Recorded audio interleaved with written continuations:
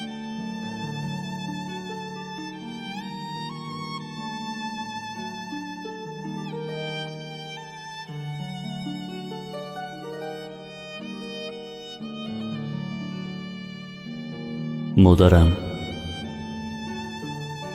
گریه مکن.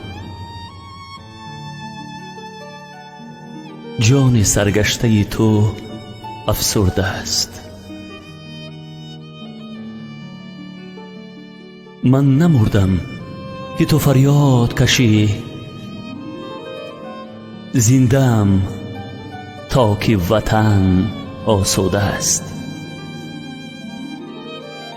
مادرم، گریه مکن. پی سوگند که خوردم به وطن، به وفا و به شرافت مردم.